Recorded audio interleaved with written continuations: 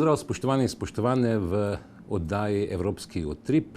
Tokrat je, tako rekoč bi človek dejal, izredna oddaja, kajti danes zjutraj je bila vsa Evropa, cel svet pravzaprav šokirana tistim, kar se je zgodilo najprej na letališču v Bruslju okoli 8 ure zjutraj, potem še na železniški metro postaji Melbek in menda okoli 11 ure naj bi znova počilo tudi nekje v bližini Kraljeve palače v Bruslju.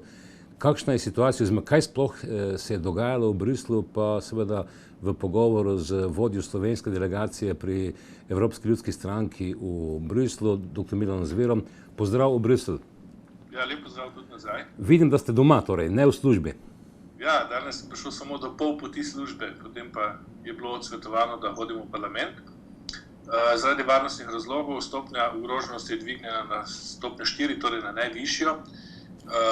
Tisti uslužbenci parlamenta, ki so bolj zgodaj prišli pred eksplozijo v parlament, v službo so zdaj kar v nezavedljivem položaju, zato ker ne smejo zapuščati parlamenta. Jaz upam, da se bo to kmalu uredilo, ampak dokaj neprijetna stvar je. Danes smo sicer vsi po svoje na aparatih komunikacijskih, razlagamo v Sloveniji, kaj se dogaja tukaj, tako da ni najbolj prijetna scena. Tudi na ulicah, ulice so prazne, tam so samo vojaki, policisti in agenti v civilu, ki poskušajo presteči se morebitni kakšen napad, čeprav jaz upam, da to, kar so imeli namen, da so to naredili in da je konec. Bila je, lahko rečem, dokaj koordinirana spet akcija, ampak za razliko od Pariza je to, kar šlo bolj za napad na, bi temu rekel, Evropsko unijo, evropske inštitucije. Počlo je tukaj blizu komisije in je daleč stran, od koder imava sedaj intervju, in pa seveda letališče, ki je pa srček komunikacije Bruslja z Evropsko unijo, z drugimi članicami Evropske unije. Še vedno si nismo pravzaprav zacelili ran po tistem, kar se je zgodilo v Parizu. Se mi zdi, da po vsem tem, kar so varnostni organi Francije, Belgije, pa tudi Evropske unije storili na področju lovljenja teh ekstremistov, da so morda bili preveč samozadovoljni in da morda so spregledali kakšne napovedi, da se lahko zgodi takšen masakr v narekovaju in to prav v srcu Evrope. No, isto kritično ost imam tudi jaz. Tudi jaz sem danes že v enem intervjuju obtožil recimo varnostno-obveščevalne službe, da niso zaznali niti enega indica, ki se pripravlja. To je res katastrofalno. Jaz ponovno poudarjam, da dokler ne bo Evropska unija imela ene skupne službe, ene krovne organizacije, ki bo zbirala vse te informacije, ki so ključnega pomena za varnost evropskih državljanov, da se bodo dogajale take stvari. Enkrat sem že tudi vaše oddaje omenil, recimo 11. september, ki se je zgodil ravno zaradi tega, ker obveščevalne službe, 16 jih je bilo v Ameriki, niso dovolj dobro sodelovali, izmenjavale podatkov in seveda niso mogli skonstruirati nevarnosti, ki pa bi jo lahko. Kasneje so ugotovili, da bi lahko preprečili 11. september, pa zaradi nesodelovanja tega niso bili sposobni. No, kasneje so ustanovili eno tako skupno službo, ki je zbirala se podatke na enem mestu. No, nekaj podobnega bi morala storiti tudi Evropska unija. Ni dobro, da najmočnejše države med seboj ne izmenjujejo obveščevalnih podatkov. To bi lahko se kasneje izkazalo kot eden od razlogov, da je sploh prišlo danes do tako obsežnih terorističnih napadov v Bruslju.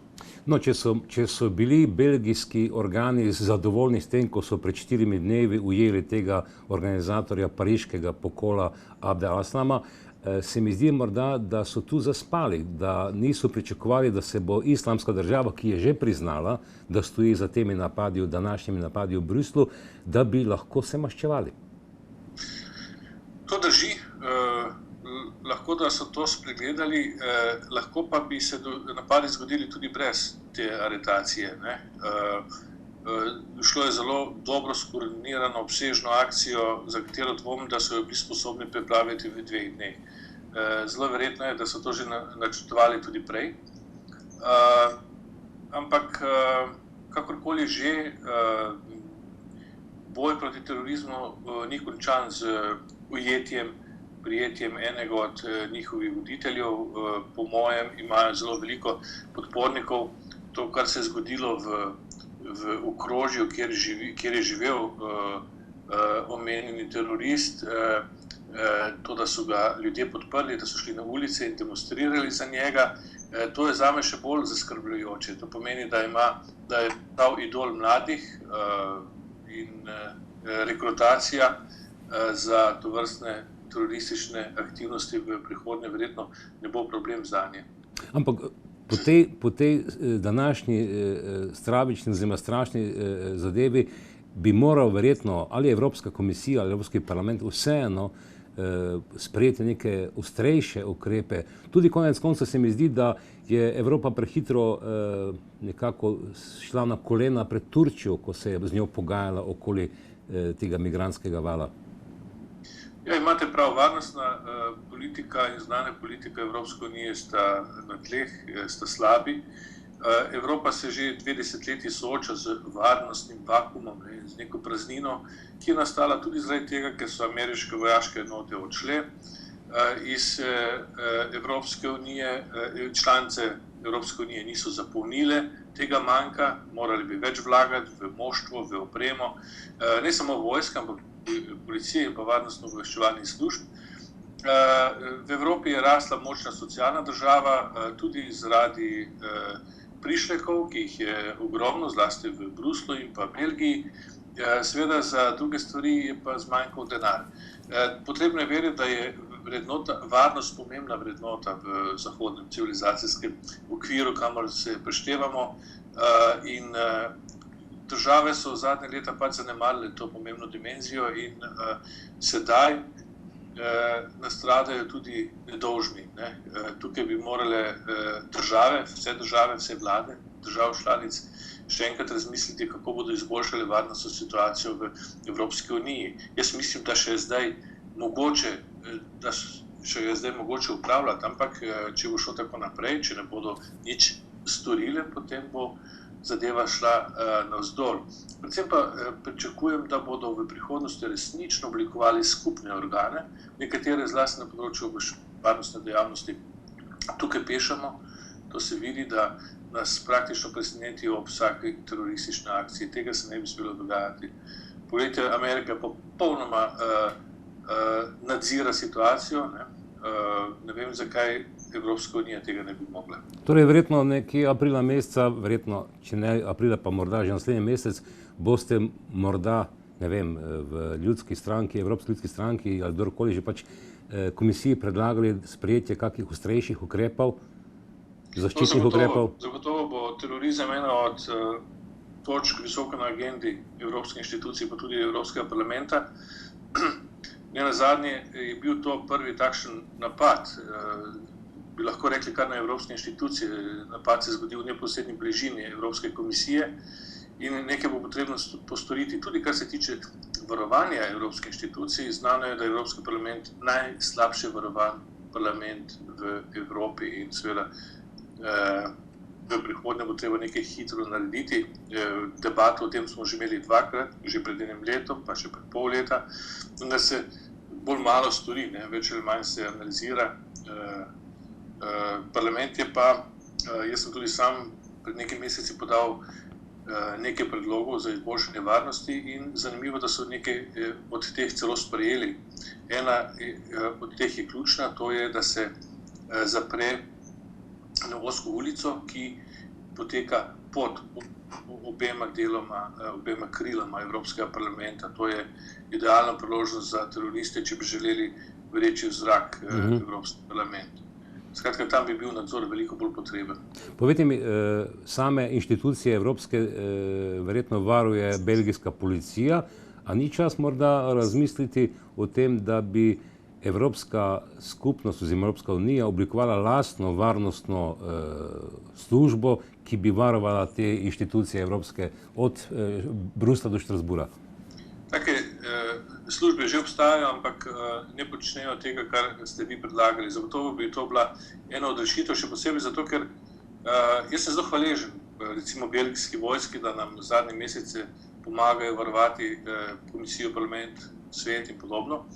Ampak vse to je vendarle premalo, to smo tudi videli sedaj, potrebno bo narediti korak naprej. Še posebej, ker je bila varnost v preteklih letih zelo slaba. V parku nedaleč stran od parlamenta so recimo napadali evropske poslanke, jih celo pretepali in podobno. Komaj smo dobili občasno varovanje tega predela, tako da so bili zelo težek sogovornik. No, sedaj, ko je situacija res pereča, pa je bolje, sodelovanje se izboljšalo. Svetovni voditelji, če lahko tako povem, so se z precejšnjim ogorčenjem odzvali na današnje dogodke v Bruslju. François Hollande je rekel, da gre za vojno. Putin, ruski predsednik, je rekel, da je treba takšne zadeve v kali zatreti. Ali to pomeni, da lahko Bruselj prenese neko novo pot pri svetovnem dialogu, kar se tiče problema islama in tako dalje, oziroma tega ekstremizma? Lahko bi. Bruselj je tudi poklican za to, recimo, da poišče rešitve. Niso države članice same za to poklicane. Enostavno Francija ne more rešiti problema, zato ker je terorizem internacionalni pojav. Na internacionalni način se je potrebno soočiti z njim. Nobena država sama ni dovolj varna, da bi se lahko rešila tovrstnih napadov. Niti Nemčija kot najmočnejša država zagotovo ne. Niti Rusija smo videli v preteklosti, kaj šele Francija. Tako da, glede na naravo problema, in to je internacionalno, je seveda tudi odgovor potreben takšen. Tudi v Sloveniji, koliko sem malo prej videl, je poslanec Državnega zbora iz vrst Slovenske demokratske stranke Branko Grims jasno zahteval, da se zaostrijo pogoji vstopa migrantov v prostor Evropske unije. Kar se tiče zadnjih valov migrantov, bi to morali storiti že lani, že takoj poleti. Jaz mislim, da ima Evropa dovolj močne resurse, da bi to storila. Nas pa tepe tudi neka politika, ki so ji kar praktično vsi politiki, tudi z sredinske, ne samo z leve strani, nasedali. To je odprt, liberalen, multikulti sistem, ki je dobesedno vabil in tujce v Evropsko unijo in s tem bistveno spremenil tudi lastno demografsko sestavo. Tako da imamo že v nekaterih mestih in tudi državah velike demografske probleme, recimo v Bruslju samem, praktično staroselci, avtohtoni Bruseljčani težko zmagajo na lokalnih volitvah, ker jih premagajo vedno imigranti oziroma priseljenci. Skratka, tudi politična podoba in moč se počasi spreminja, ne samo struktura v sami družbi. In jaz se bojim, da se ta družbena struktura, civilna družba v Evropi prehitro spreminja. Enostavno ne sledimo, vsi integracijski procesi niso uspešni, več ali manj nastajajo vzporedne družbe in ena od takih je tudi v Bruslju, ki bo delala še sive lase kar dolgo časa. Povejte mi, če lahko uporabim neko frazo po tem današnjem krvavem dogodku, v Bruslju več nič ne bo tako, kot je doslej bilo. Nažalost res. Tudi upam, da ne bo bistveno vplivalo na delo evropskih inštitucij, to, kar se je zgodilo, ampak zagotovo pa bo imelo posledice. Nenazadnje, mi vsi bomo še vedno hodili v službo, ampak občutek pa se je bistveno spremenil. Tudi danes, ko hodil po ulicah, sem več ali manj gledal okrog, kaj se dogaja.